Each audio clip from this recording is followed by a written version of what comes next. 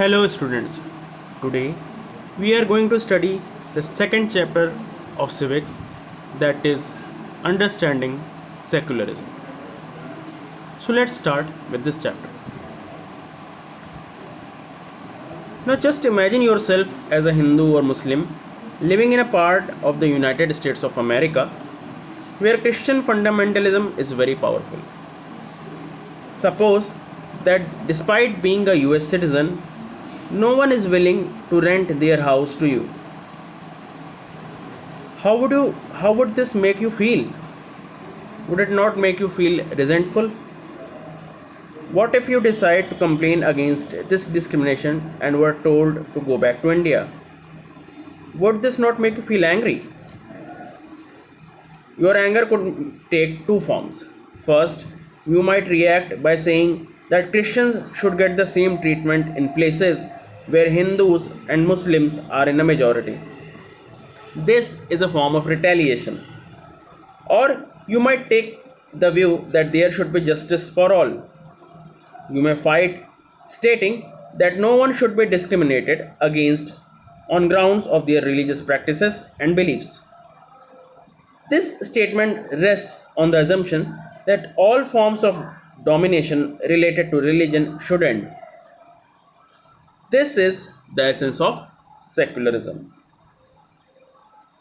Now, history provides us with many examples of discrimination, exclusion, and persecution on the grounds of religion.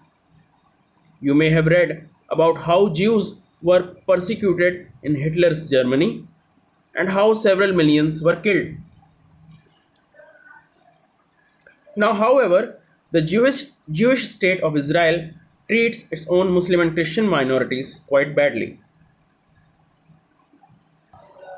In all of the examples, members of one religious community either persecute or discriminate against members of other religious communities. These acts of discrimination take place more easily when one religion is given official recognition by the state at the expense of other religions. Clearly, no one would wish to be discriminated against because of their religion nor dominated by another religion.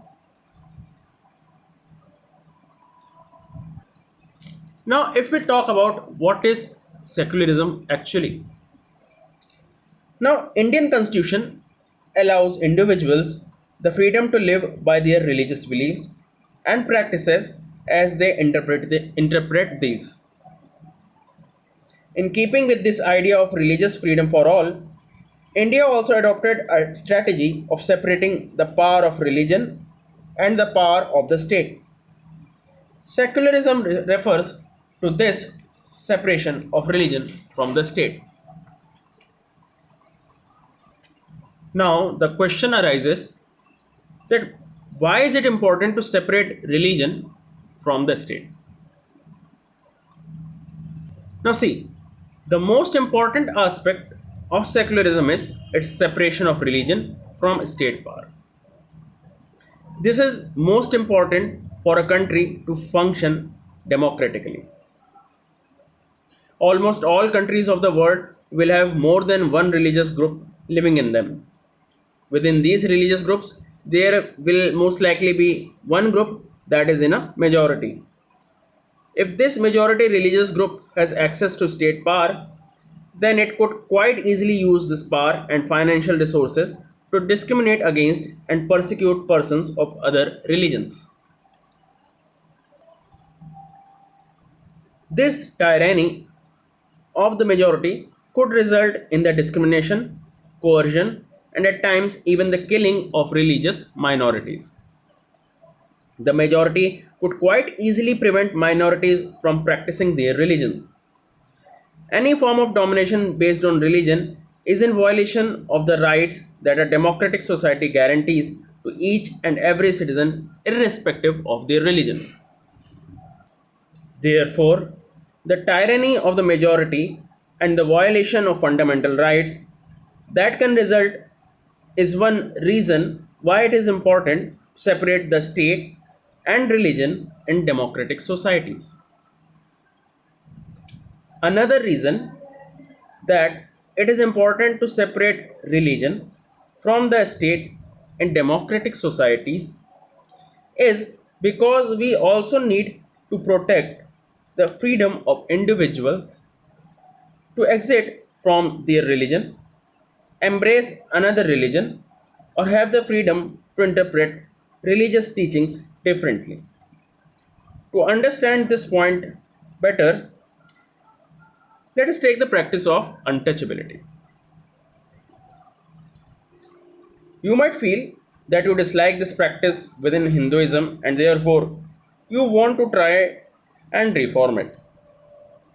However, if state power were in the hands of those Hindus who support untouchability, then do you think that you would have an easy task to try and change this? Even if you were part of the dominant religious group, you might face a lot of resistance from fellow members of your community. These members who have control of state power might say that there is only one interpretation of Hinduism and that you do not have the freedom to interpret this differently. Now let's understand what is Indian secularism actually. The Indian constitution mandates that the Indian state be secular. According to the constitution, only a secular state can realize its objectives to ensure that one religious community does not dominate another, that some members do not dominate other members of the same religious community, and that the state does not enforce any particular religion nor take away the religious freedom of individuals. The Indian state works in various ways to prevent the above domination. First, it uses a strategy of distancing itself from religion. The Indian state is not ruled by a religious group and nor does it support any one religion. In India, government spaces like law courts, police stations, government schools, and offices are not supposed to display or promote any one religion.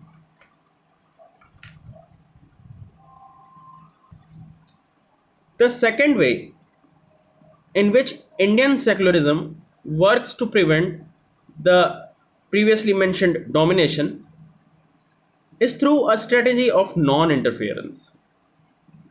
This means that in order to respect the sentiments of all religions and not interfere with religious practices, the state makes certain exceptions for particular religious communities.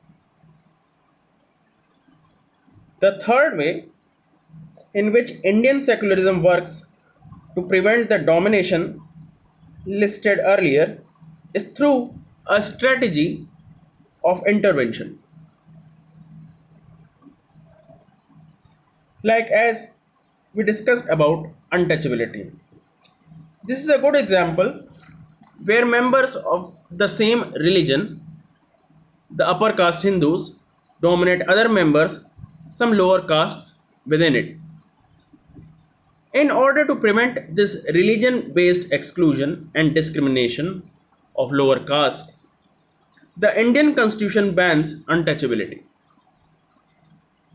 In this instance, the state is intervening in religion in order to end a social practice that it believes discriminates and excludes and that violates the fundamental rights of lower castes who are citizens of this country.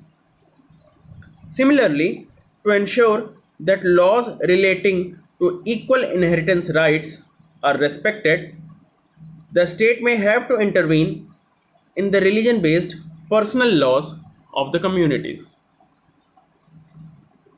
The intervention of the state can also be in the form of support. The Indian constitution grants the rights to religious communities to set up their own schools and colleges. It also gives them financial aid on a non preferential basis. Some of these objectives are similar to those that have been included in the constitution of secular democratic countries in other parts of the world. For example, the First Amendment of the US Constitution prohibits the legislature from making laws respecting an establishment of religion or that prohibit the free exercise of religion.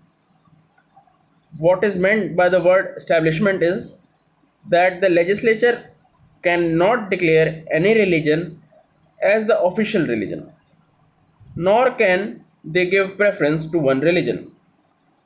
In the USA, the separation between state and religion means that neither the state nor religion can interfere in the affairs of one another. There is one significant way in which Indian secularism differs from the dominant understanding of secularism as practiced in the United States of America. This is because, unlike the strict separation between religion and the state in American secularism, in Indian secularism, the state can intervene in religious affairs. In Indian secularism, though the state is not strictly separate from religion, it does maintain a principled distance vis-a-vis religion. This means that any interference in religion by the state has to be based on the ideals laid out in the Constitution. These ideals serve as the standard through which we can judge whether the state is or is not behaving according to secular principles. The Indian state is secular and works in various ways to prevent religious domination. The Indian Constitution guarantees fundamental rights that are based on these secular principles. However, this is not to say that there is no violation of these rights in Indian society. Indeed, it is precisely because such violations happen frequently that we need a constitutional mechanism to prevent them from happening. The knowledge that such rights exist make us sensitive to their violations and enables us to take action when these violations take place.